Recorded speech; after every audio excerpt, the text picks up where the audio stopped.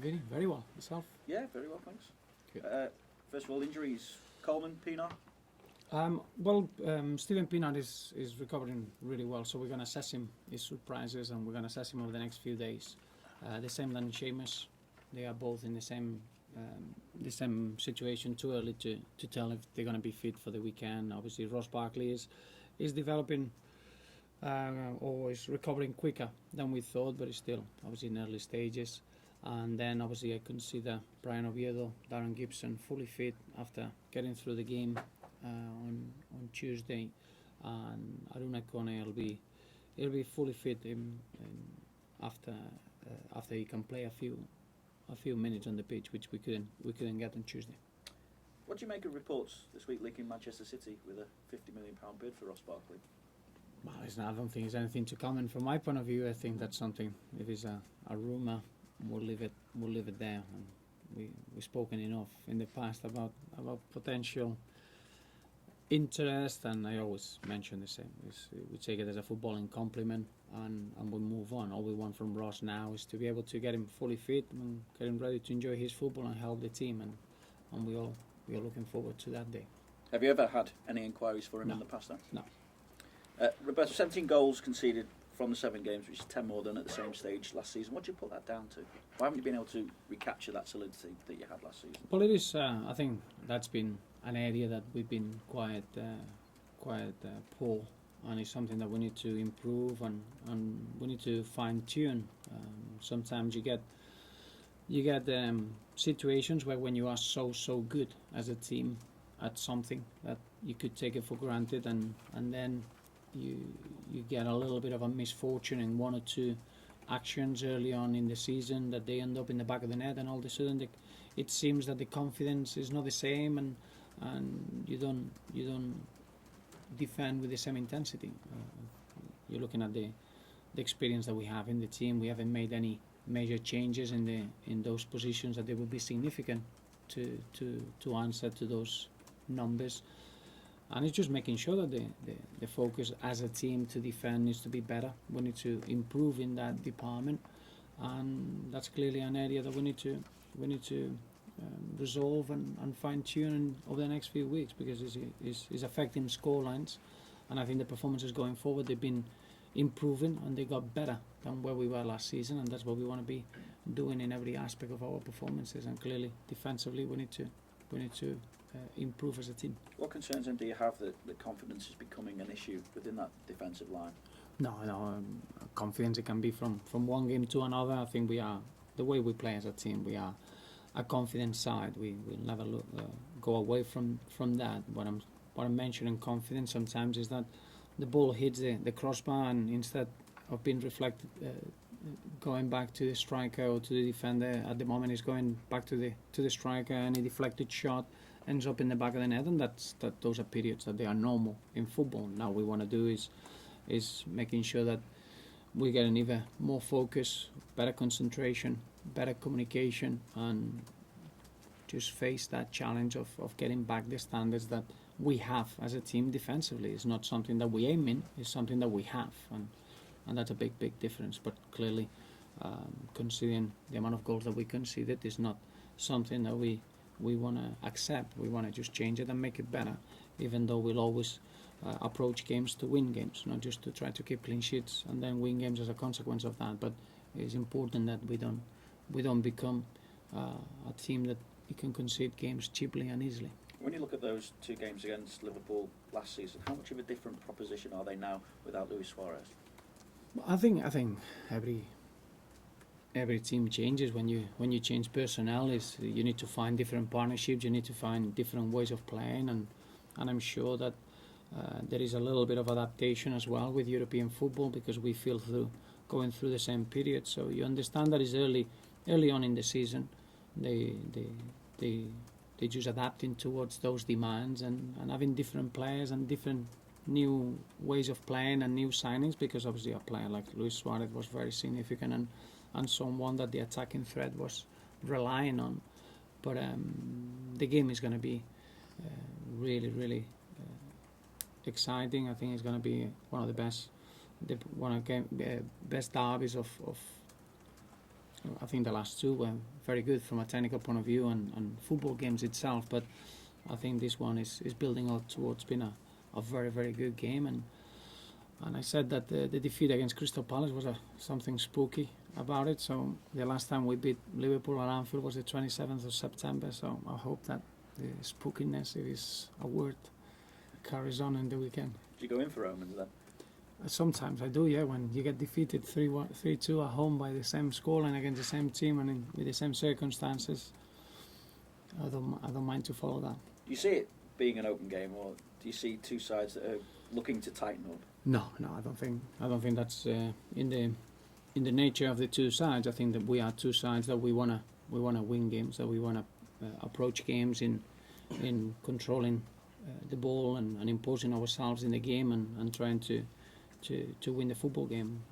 I think the quality of the two sides from a technical point of view and is very, very high, and I think it's what we want in the city. Two teams that they want to grow, that they want to get better, that they want to be brave, and the only way to do that is using these games and these derbies and this rivalry, healthy rivalry, to grow and become as good as we can, not just domestically but in European football. And as you mentioned omens, how much does history and the fact that you haven't won there since '99 affect the mindset? I think affects in a positive way in my eyes, because the stats are there to be broken, and that's something that we need to make sure that we embrace and we look forward to it. I think we know that it's a difficult place to visit, but there are many other difficult places in this league that we gone and we change the stats and we change the history. So that's always I see it as a positive, something that you can look forward to and make sure that we can change those stats, and that's an extra bit of motivation. And a game, I suppose, that can kickstart the season, is that how you view it? I think every game is important for us. In the period that we're in now, it's been really important for us. In 2 games we've seen 18 players in the squad, and we're getting another 3 players very close to be full fitness, and that's very, very important at this stage of the season, to get the moments of form to the players, to make sure that we become as strong as we can be, and the game at the weekend will test us to the maximum, and it's going to be a real good occasion and one of the most exciting games of this campaign. So it is an important game, but it's still only 3 points, but 3 points that they're becoming very, very important for both sides, as you can imagine, after both teams we drop points in this early stage of the season. So the competition in the Barclays Premier League now is ferocious, but it's really important that you can start getting a consistent run of results. Roberto, what have you made of Tim Howard's performances so far this season? Well, I think any player that comes back from the World Cup, you need a little bit of adaptation period. I think Tim is such an experienced footballer, and is someone that we know what level he can reach. Then when you get a performance that probably is a little bit below the standards, it surprises you more than anyone else. I would say his performance against Wolfsburg was as good as I've seen Tim, in not just in what he did between the goal. I think what he did in distribution, the starting of play, the way he made the decisions of when the team to play and when not to. I thought he was very bright and sharp. Then obviously he'll be the first one to admit that the second goal against Crystal Palace, that's something that we don't see in his repertoire, and that's part of the game. I think football is a game of errors, and sometimes when you are defending the goal, you're going to be punished on those mistakes. But team has been working really well. I see him with a real desire to be as good as he can be in every game, and a massive influence to everyone else at the club. So in general, I think is a start of the season that is normal. That is just a transitional period, but I see him with the potential of having a very, very strong season, as he's had in many years that he's been with us. Always the goalkeeping position seems to be one that faces a lot of scrutiny, because there's only one of the goalkeepers, of course. But is it unfair that people look at the goalkeeper's stats when it comes to how many shots have gone in, how many saves he's made, proportions and things like that, when, as you're saying, it's important that the team defends better as a team? You do, yeah. I think it's just try to find, it's a narrow way to find a solution on an aspect that in football you need to be a bit broader. I think as a team we're a team that we're developing better possessions and longer possessions, which means that as a team you have to defend little and less, but obviously those moments they need to be full of concentration, and I think that's a mentality that as a team we need to get better. And obviously the goalkeeper will always be the final man that is going to be highlighted for that, but our goalkeeper is not just judged on that. The way we play, the goalkeeper is the one that he starts the play and is the first one in possession, so he's responsible for our attacking play as much as our defensive play, and that's the way we want to play as a team. So we take the responsibility as a whole, and yes, we need to get better. Of course, we need to get better, and we need to get a little bit tighter on those numbers. But we accept that as a team,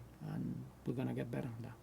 Obviously, you said that the record against Liverpool is a source of inspiration, motivation for the weekend. But how much of a disappointment is it that the record against them, Everton have not beaten them in the last 4 years? It's 15 years since the last one at Anfield. How much disappointment is there about that with them being the local rivals? No, there's no disappointment at all. I think every game has got its own story, and all we're looking is to what we got in front of us and looking forward. And as I say, I thought the season was really positive for both clubs last season, which is I think is very important for the city.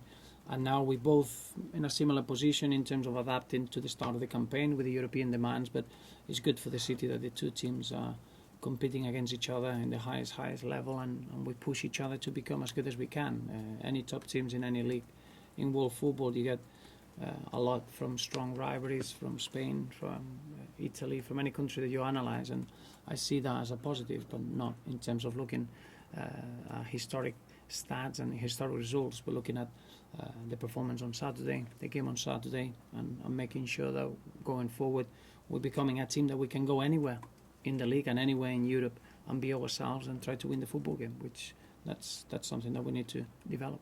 Thank you. Roberto, how's Ross Barkley's recovery progressing, and when do you expect him to be back playing first team again? Well, it's a difficult situation because you're going to ask me every day, and I need to give you an update. And the medicine and football don't go hand by hand, because the football, you want the player to be fit tomorrow, and medicine always wants an extra day. So it's somewhere down the line that those two don't marry together. But he's doing really well. He's starting to run, something that we didn't expect until next week. So now the next bit will be introducing the ball, and I do expect that he's going to be a few weeks still, but he's well ahead of what we're expecting, and it's all positive. Roberto, how big a loss will Seamus Coleman be if he is ruled out? Well, you don't want to lose players full stop. So then when you talk about Seamus Coleman, that is a quite such an influential player for us, it could be a big miss. But as I say, what we want is players that they are on the pitch to be 100% and being able to push themselves and being able to perform and do well for the team. It's very unfair to put players in a situation that they can't really perform at 100%. So I'm very aware of that. And as much as we don't want anyone to miss the game, we need the players to be 100% and making sure they don't miss any further time. So that's going to be the situation with Seamus. Because his run of form before the injury was arguably one of the best of his career as well. Well, I think he's carrying on where he left it last campaign. I don't think it's been major differences. I thought Leighton Baines and Seamus, they were very influential against Wolfsburg, but the same way that they've been doing last season. And it is important that when they are fit, I think we got strong relationships on the pitch, and the way that we can. I think the balance of the side is very strong. We defend well and we attack well, and that's why we want every player fit. But as I mentioned, we need to get them fully fit, but much fit to be able to perform. Otherwise, it's a bit of an unfair situation. Okay. Thank you. Thanks, Roberto. Just getting your coffee, Roberto.